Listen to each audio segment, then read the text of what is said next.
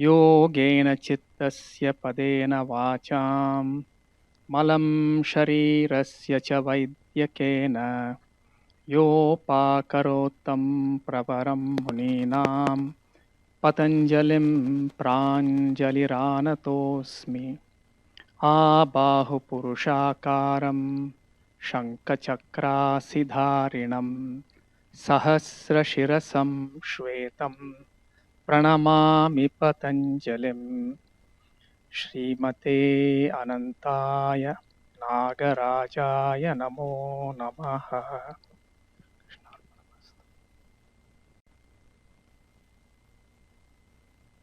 Okay. Thank you. It's quite a thing for me to stand in front of so many people and speak about this work, because many of us, including MD, have been doing this for the last, 50 years or so, MD? All alone, yeah, small groups of us working with this. It's important to know what triggered this whole movement.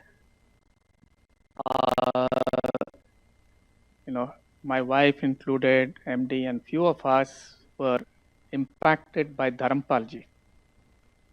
And one of the questions he asked us was, can you become a great nation by running behind the tails of the West? Obviously, it's a rhetorical question.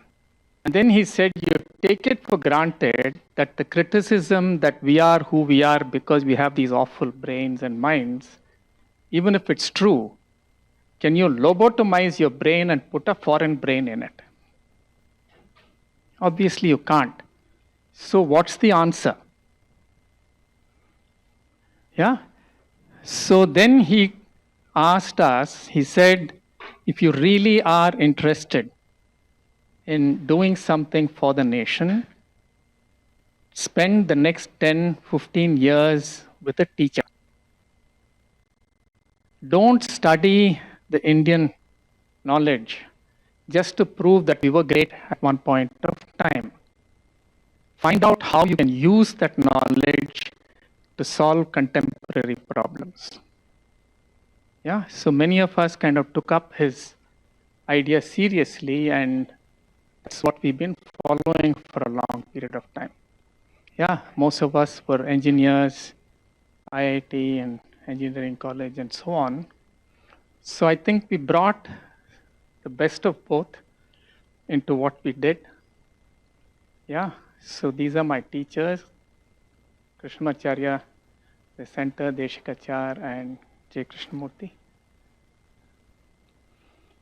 So one of the things I thought we would kind of touch upon is there's this huge flurry right now. What is Indian knowledge, Indic knowledge systems and all that, no?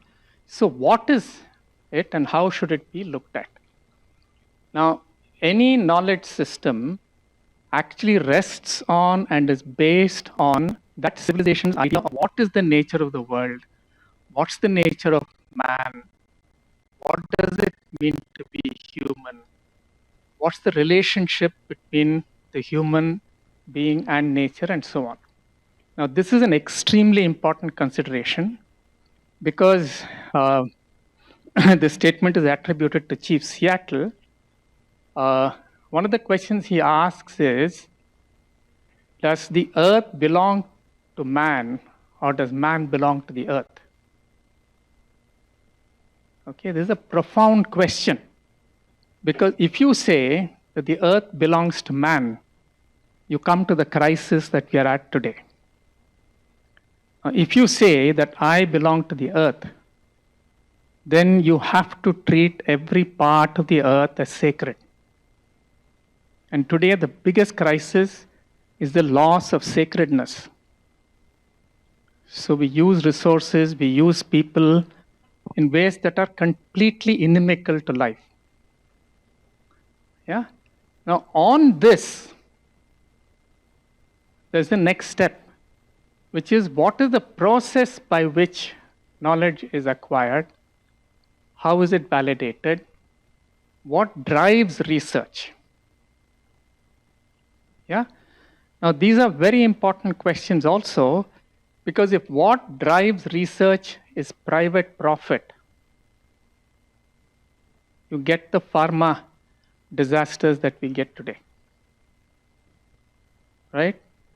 And the whole process of knowledge creation for quite a while has been that you go to South America, for example, you find that the natives there have been using this little berry, quietly bring it, do something with it, and come up with quinine or come up with something and put a patent on it. And then it gets into another cycle where the knowledge required for this is the knowledge of exploitation and not the knowledge of dharma. Right? On top of that, you have content. Right? So like what MT was saying, you can look at calculus and you can compare Western calculus with Indian calculus and then say what is Indic knowledge, not Indic knowledge. But that is not the critical piece of really looking at Indian knowledge systems. You have to ask, why am I creating this knowledge? Whom does it benefit? Yeah, that is very critical. Okay. Now, I'm going to look at, we've been devising, we means myself, Dr. Lata Satish, Shilpa, Dr. Shilpa Pandit, Rachna Bangaonkar, Saraswati Vasudevan, Jyotsna Narayanan. Okay, now 4 of us have studied with Deshikacharya and Krishnamacharya for many years, and 2 of us are, Shilpa has also studied yoga and all that. So we've been working on this whole thing of putting together Indian psychology. And we came up with this name Citta Vidya. And the idea is to create Citta Vidyas.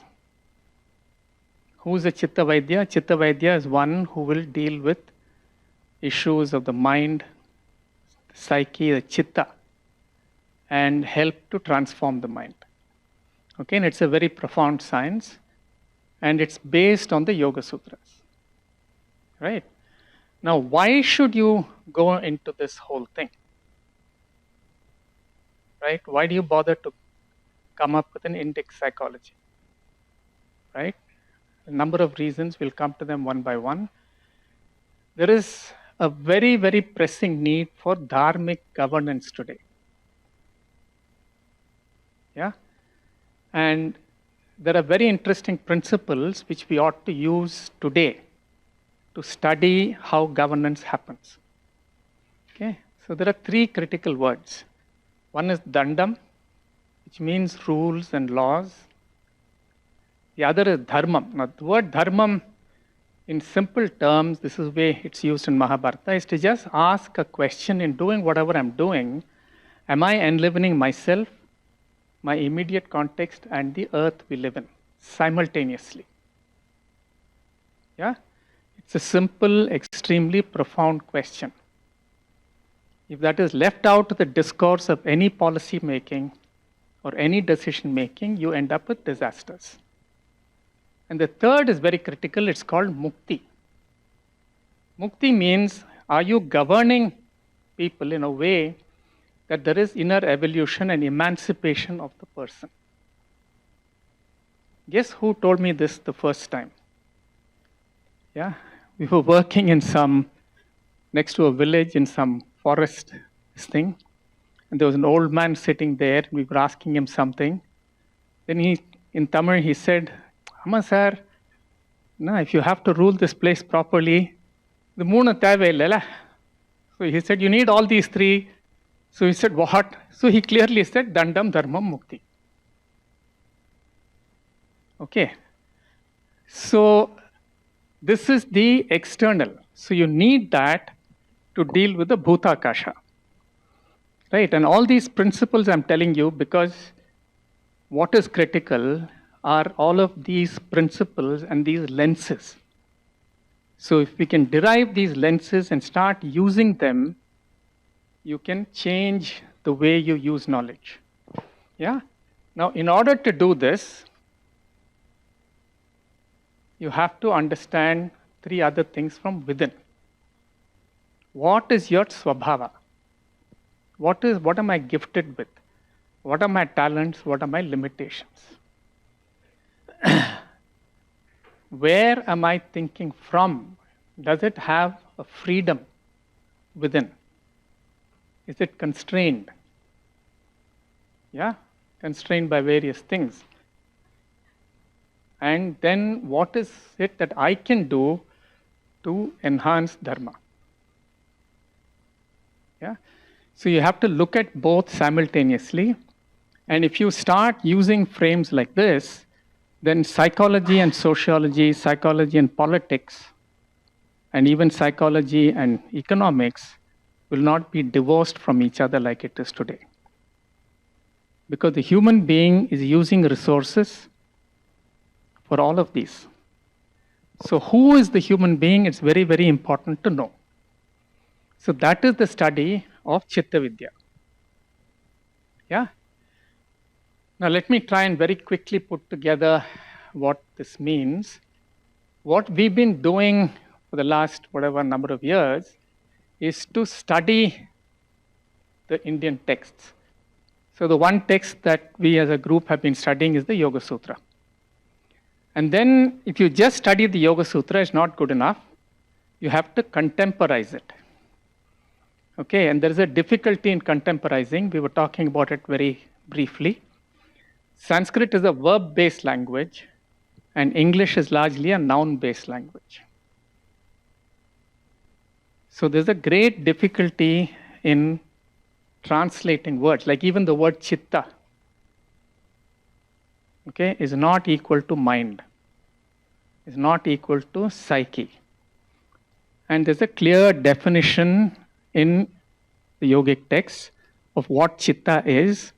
And to understand the word chitta, you have to understand the cosmology, which comes from Sankhya. Yeah? So it's a whole world view. And if you understand the word chitta, then you understand that the word individual, which occurs in the Yoga Sutra as asmita, means an isolate. Because asmita can only be in a person who looks at the world as discrete and separate. Okay, so the right translation of the word asmita would be isolate. Then immediately it tells you why 58% of America is suffering from loneliness. We'll catch up very soon. Because the idea of an individual as a billiard ball entity is inimical to Dharma. And it's simply not true. Yeah, every moment I breathe in and I breathe out. I have to eat, I have to drink water. None of that is produced by me. Right? So, second is to contemporize, and then of course to contextualize in a field. So what we have done is to bring together a few things so that you can embody the learning that is required. So we use the Yoga Sutras as the base. We use a lot of stories from the Mahabharata and Ramayana. And we use a lot of theater and dance and music. I forgot to put music out there. We use music and drawing. Yeah, why do we do this? Because the moment you start using language, you get to imitate meaning. Yeah?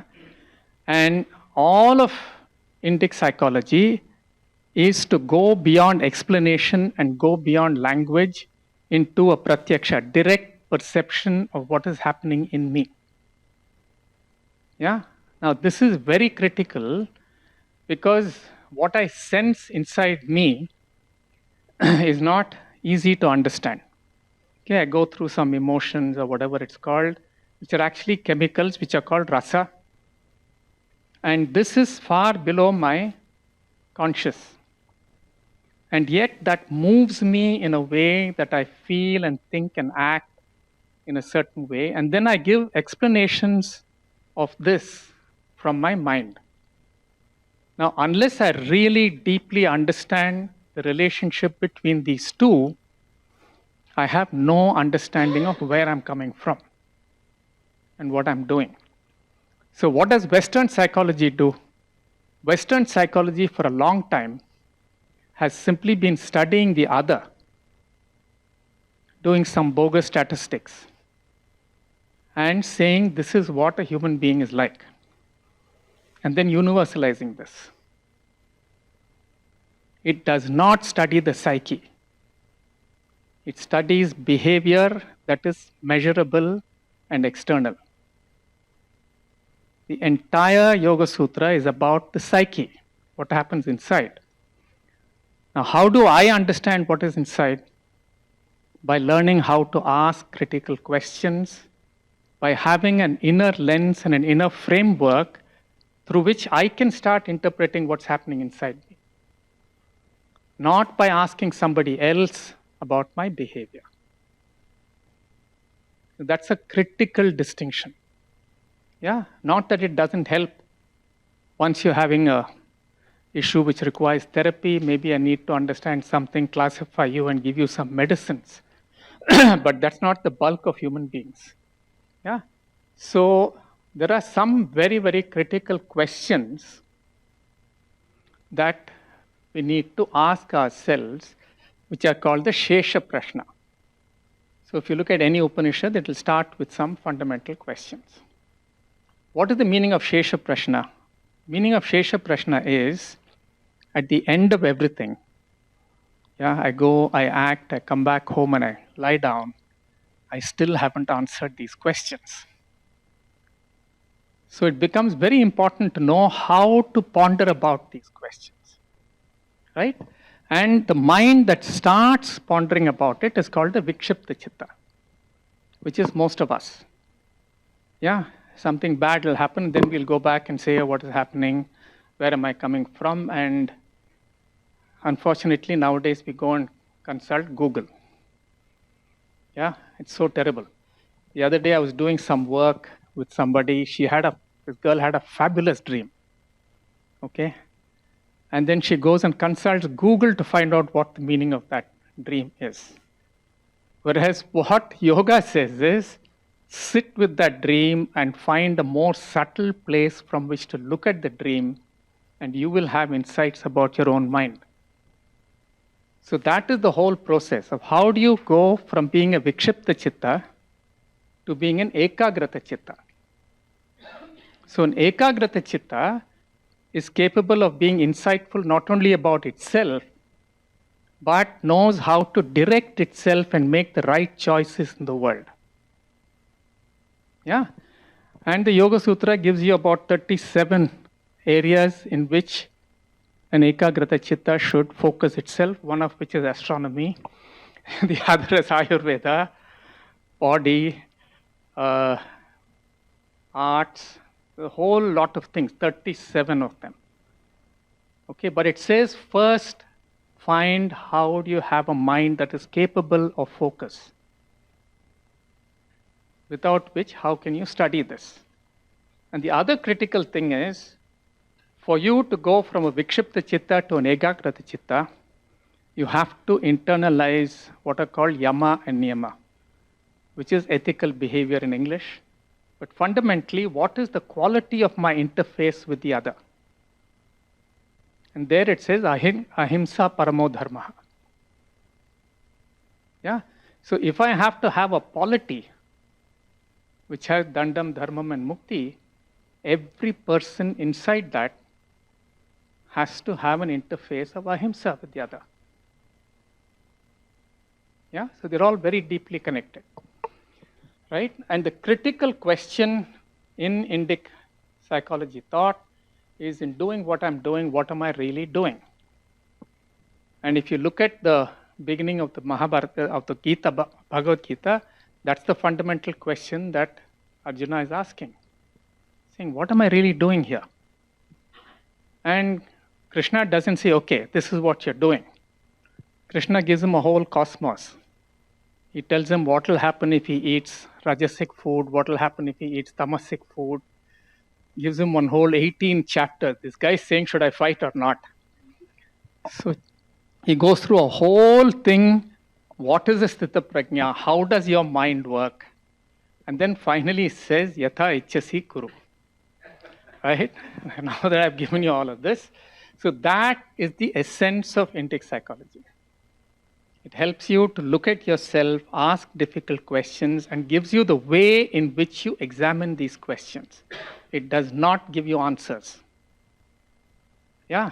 The other thing for you people to keep in mind is, I find this very funny. Even the Prashnopanishad, which gives the shortest time between the question and the answer, you have 6 people coming to Pipalada. And they're all well-known people, they're named. They have 6 questions, and he says, come stay in my ashrama for a year with Shraddha, so on and so forth. At the end of 1 year, I'll give you an answer. Okay, Bhrigu, all of it. Now, what most of us do is, we read the first page, we read the 6 questions, we turn the page and we read the answers and we think we know. Yeah, that is not the way. The way, even there it says, Tapo Brahmeti. The process is an inward anchorage, discovering a deep, subtle place from which to view reality and from which to view myself. So, what's the lens through which I'm acting? Yeah. So we won't have a theory of motivation, but there's a way of understanding where does my motivation come from. There is no theory of wrong perception, but there's a theory of understanding how I get into mistaken perception. So every topic that you find in Western psychology will have a parallel in Indian psychology, but it will look at it very, very differently. It won't give you the answer. It will say, look at it like this and you'll discover. Yeah? Now, I've just put down a few things here, some of which I've already talked about. Yeah. See, the one very critical thing in the difference between the Eastern and the Western, usually called Euro-American, that's the new word I'm hearing, right, is the idea of prana. Yeah, the idea of prana is very important because it differentiates completely the idea of perception. Yeah, in the Yoga Sutra and Sankhya, it's very clear that when Purusha and Prakriti meet, time and prana start. And perception is not a challenge response, signal response. Perception is an inside-out process of choice making and what I will pay attention to. And this is very easy to check out, right? I'm here with this in my hand, yeah, belting it out like some rock star. Doesn't mean you're going to listen to me, right? Unless you pay attention and you turn your mind from inside, you're not going to perceive. So there is a whole process of perception which starts from the inside, which has a whole way in which it goes out and comes back. So the understanding of prana becomes critical. So what you eat, how you sleep, everything becomes central to the psyche and how it works. So they're not separate things. Okay, recently they're saying, if you have vegetarian food, you won't have Alzheimer's. But you find this principle already there in our texts. Yeah. And what is dukkha? Dukkha and all that is just this flow and how it is being impacted. So if this flow is not impacted, then the way I meet the outside will be appropriate, will be full of power. If the way this movement happens has got elements inside, fundamentally the element that gets caught with fear of death, then you distort the whole process, both of what you pay attention to, how you pay attention to it, and what you do with what you discover. Yeah, so these are all some central things in the whole idea. See, what we have done to work with it, and this is where we have brought together many things, is we are looking at 6 levels at which this configuration comes together. Mandala simply means a configuration of elements which are disparate and so on, but somehow hang together. Yeah? So we're first looking at the physical, right? So how do we look at it? We make people dance, we make people sing and say, what is the rasa? Can you understand the navarasa? Yeah? Where is it in my body? And it's not such a simple thing because most of us learn not to feel. We learn not to be sensitive. And then you'll find that those places where I'm not able to sense my rasa is where disease hits you. Yeah? So then we go into the next stage, where in dance it's very clear, each of the 9 rasas, if you stay with it or you let that be some kind of a basis, it creates a certain way in which you deal with the world. So if you're sitting on bhayanakam, not only does your whole prakriti get impacted by bhayanakam, your feelings, your thought, and your action will get impacted by it. So we work with what we're calling archetypal inner figures, because this is there in everybody. How do I understand it? Now, in understanding these two, I have a sense of what's going on inside me. And then I have to understand how do I deal with the world. Okay? Here we are working on something called the Manomaya Mandala. Okay? This talks about how my expression is received in the world. Yeah?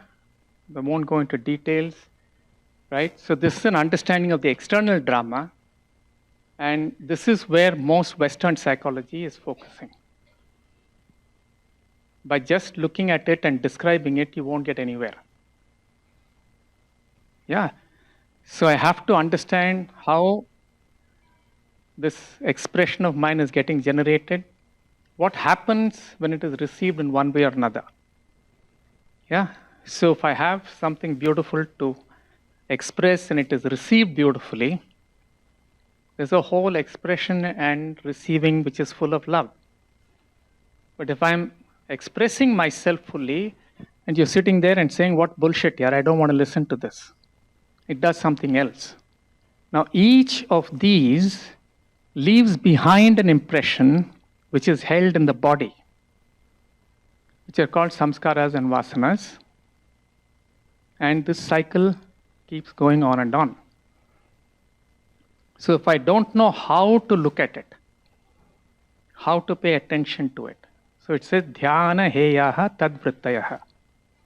So through dhyana, through meditative insight, this can be shifted. Yeah?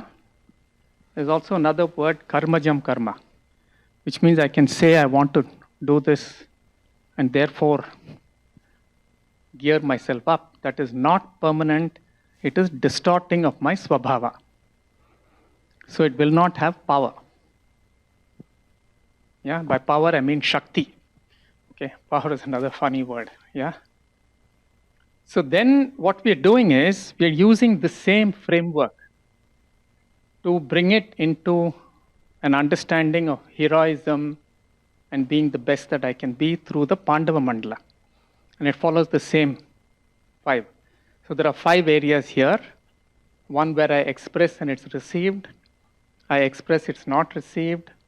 I don't have much to express, there's nobody to receive me. I don't have much to express and there are good teachers who will help me through. And then the center. And this fits clearly with the Pandavas. So then we help people to understand this, because understanding the Pandava way of using your abilities is critical to Dharma. Yeah, if you look at all the Mahabharata figures, Bhima and Duryodhana are both Gadadharis. They're both taught by the same person. One person chooses to use it in dharmic ways. The other person chooses to use the same capabilities from a ground of envy. right? So his speech will be different, what he eats will be different, the way he engages will be different. Can we understand this? Because one of the most pernicious things that we are facing today is an idea of power that is a colonizer's idea of power. And this idea is Rambo idea of power. Yeah, you don't like what's happening in Afghanistan, send this one guy, he'll just flatten everybody and come back and he'll be the hero. Yeah? Whereas the Indic system is saying there are 5 kinds of heroes, there are 5 kinds of powers, know how to use them appropriately. And the most important power is understanding Dharma Sankata. So the model of a king in India was Vikramaditya, and then later replaced by Rama. But Vikramaditya, because he understands double bind, I'm sure all of you remember the Vetal stories, no? If you have to be a leader, it's not even just a double bind, it's a quadruple, whatever, na? 6, 7 pulls, you have to be able to stand at the center of it like a Sthita Prajna, understand the whole contextual scene and take a decision which is as dharmic as can be. And then screw up and learn again. Right? So if you have to learn, you have to understand yoga. Only then you really learn where did I act from in doing what I was doing, what was I really doing? Was it dharmic? If it was not, how do I shift? And that's the whole story of the Mahabharata. So every time the Pandavas goof up, they go on a Vanavasa. Every time the Kauravas goof up, they do more of the same. And one of the definitions of insanity is doing more of the same. Yeah? And then you take the same thing to the next stage, what we're calling Hanopaya Mandala. This is actually very, very interesting, and really, I mean, I'm amazed by this, the coherence of the way of looking at this.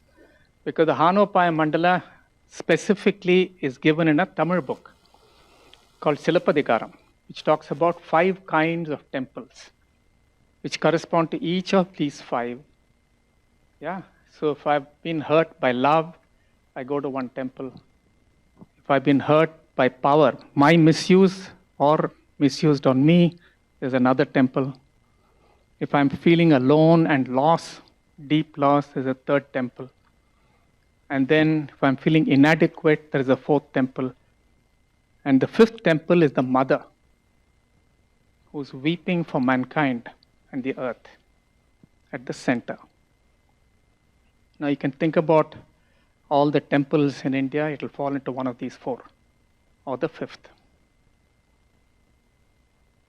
Yeah, so the mental health thing is not just, some yoga or something, it's all these cultural things. When you go and listen to a song, yeah, they will sing in Gita Govindam or something, right? They will sing something which has to do with yoga, or dhyana, about internal states, and sometimes very specifically about the chakras and the koshas, right? And then finally, you have this whole thing of how to understand bhakti. And again, it's the same 5. There's Vatsalya Rati, there's Madhura Rati, there's Sakhya Rati, Dasya Rati, and Shanta Rati. Yeah, so we put all of this together in one coherent framework, so you can work with it and keep progressing, keep progressing, keep progressing. And we've drawn from a lot of we've drawn from dance heavily. There's this whole movement of a Nayika. In Tamil, this thing, it's called an Ula, where you go round. I'm sure it's there everywhere. You take the goddess or the god and take it round the town. Yeah? So that's called an Ula. So there's a whole thing about 7 turns that is taken by the Nayakan, Shiva, and how there are various Nayikas who get completely in love, fall in love with this figure. And each of these 7 is another level of your chakra movement. Okay, and it's so beautifully described. It's not like internet, you go in there, 7 chakras, 7 colors, here, take it. It's completely wrong.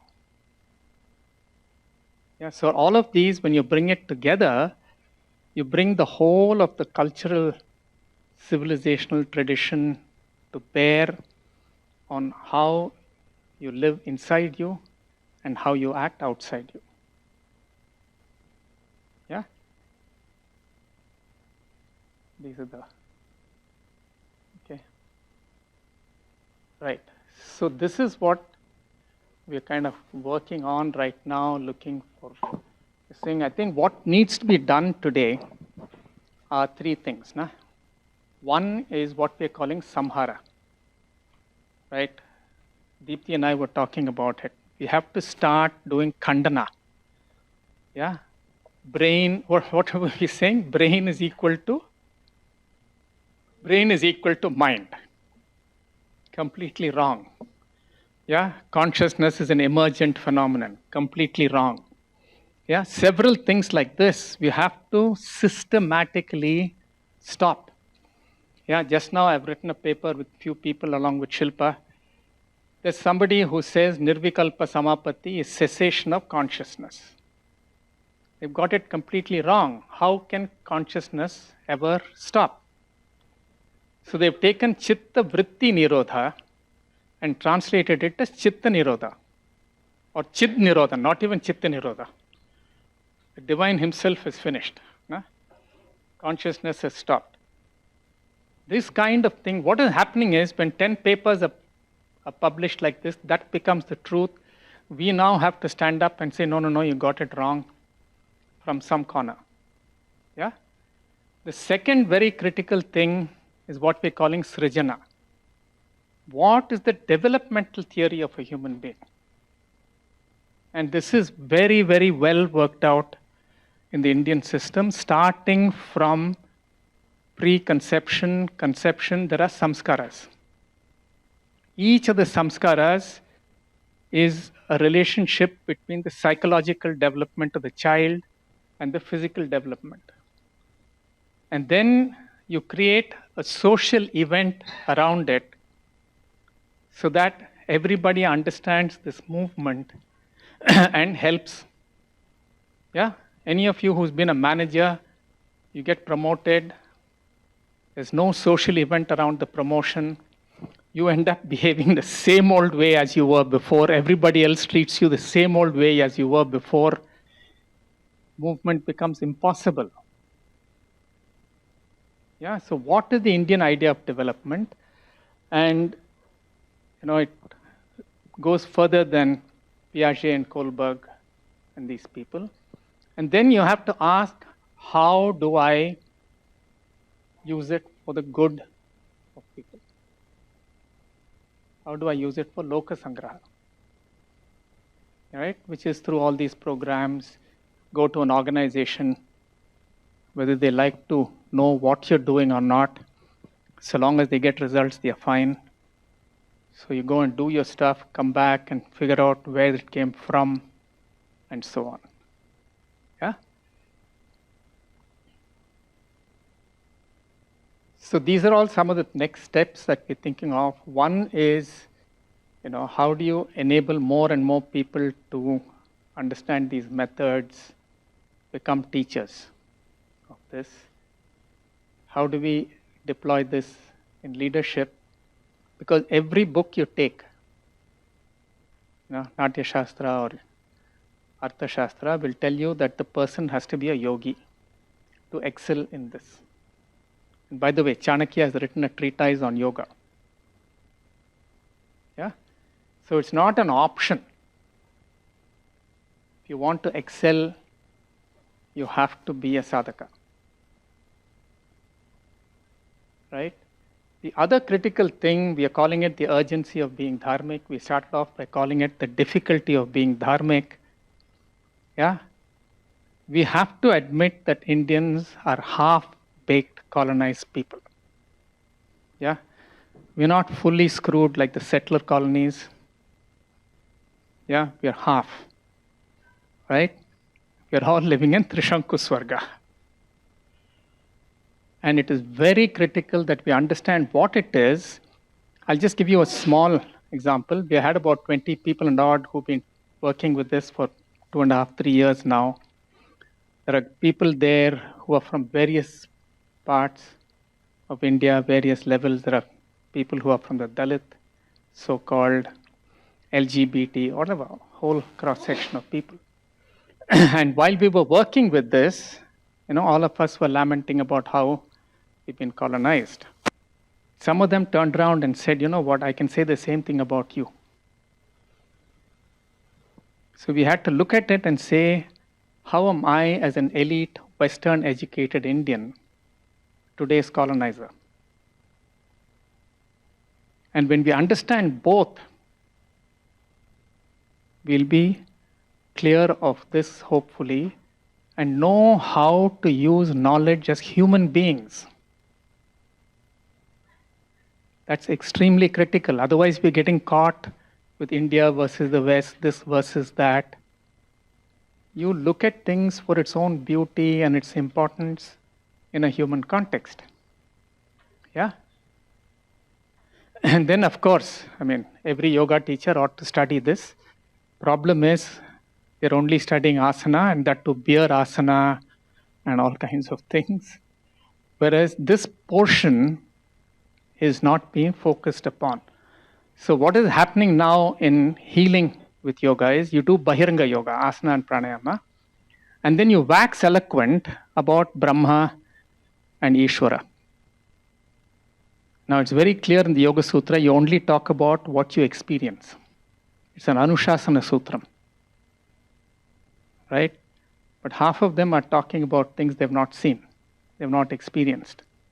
What is the middle portion? Yeah, the middle portion is about 70 odd sutras that clearly talk about what is perception, what is transformation, and all of that. That is psychology. Yeah, so that's the focus of Citta Vidya.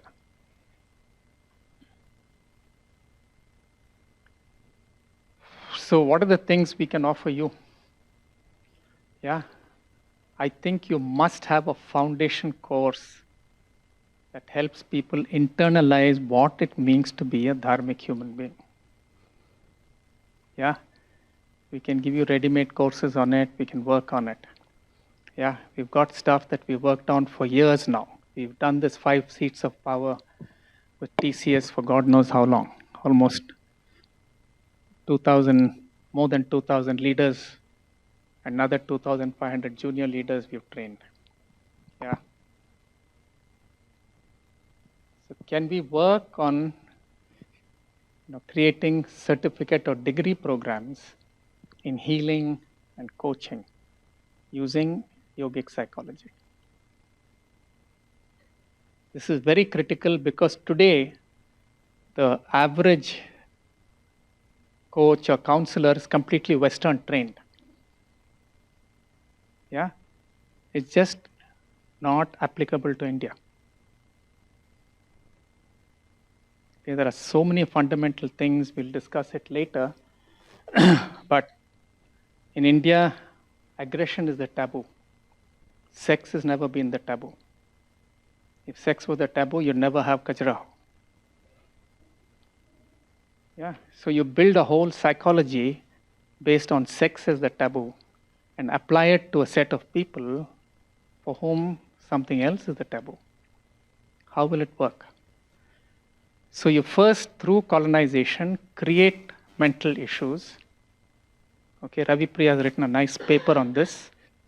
And then you use Western psychology to set him right. Now, how the hell is it possible? Okay, so there are very serious issues here to look at. Yeah, the other is to understand key words, classify knowledge. We had a chat about this. So that is largely where we're at. And it's very, very important that there are institutional anchorages for it. Yeah, these guru things are nice, they help, but they won't last. Yeah, where the West is really taking a march over us is they come here, study our stuff. For example, when I was teaching yoga, one of the people who learned from me gives me a call suddenly and says, I want to know how to use chanting for sports people. Okay, why do you want to know it? He has been invited to come and teach Asia, the Asiad, no? Something that happened in India. He was teaching Indian athletes. So he calls me up and asks me how to use chanting.